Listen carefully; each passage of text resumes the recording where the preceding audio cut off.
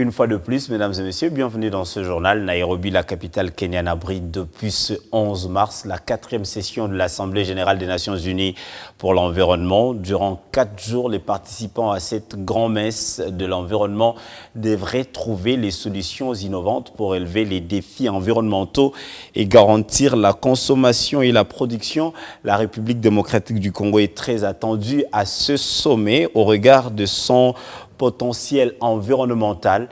L'ambiance du sommet avant l'arrivée des chefs de l'État avec nos confrères de la presse présidentielle. Quelles sont les alternatives pour transformer tout ce qui détruit l'environnement et quelles sont les innovations déjà apportées? Telles sont les préoccupations majeures qui vont cristalliser les débats lors de la 4e session de l'Assemblée générale des Nations unies pour l'environnement. Du 11 au 14 mars courant, plusieurs chefs d'État et de gouvernement, ainsi que d'autres experts qui réfléchissent sur des solutions innovantes, vont apporter des réponses, mais aussi saluer les prouesses réalisées jusqu'ici en Afrique et dans le monde.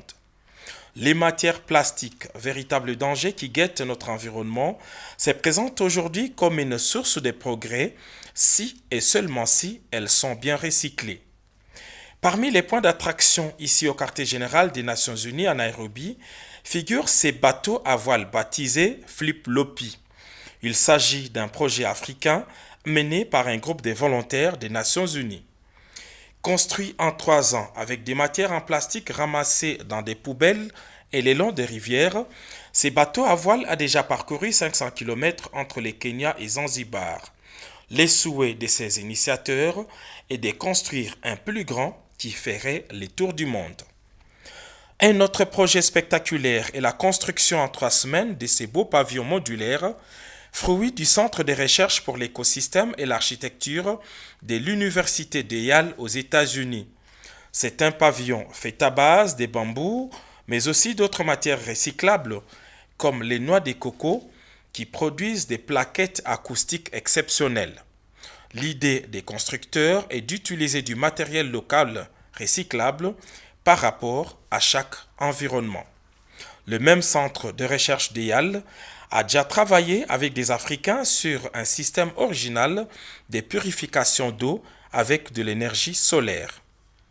L'autre projet africain innovant est ces véhicules tout-terrain 100% électriques.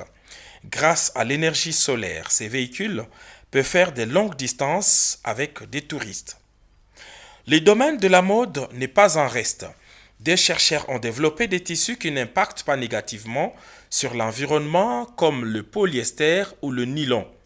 Tous ces beaux vêtements biodégradables ont été confectionnés avec des tissus faits à base de troncs d'arbres. D'autres déchets qui polluent notre environnement sont des écailles de poissons.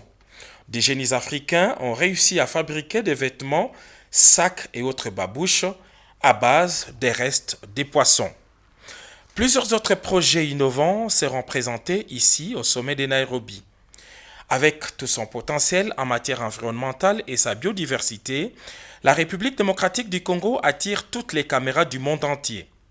Le président de la République, Félix Antoine Tshisekedi Tshilombo, qui a fait de la conservation de la nature un des piliers de sa gouvernance, est très attendu au sommet de Nairobi. Il devrait porter haut la voix de la République démocratique du Congo sur les solutions durables qu'offre son pays dans un partenariat gagnant-gagnant qui privilégie l'intérêt du peuple congolais.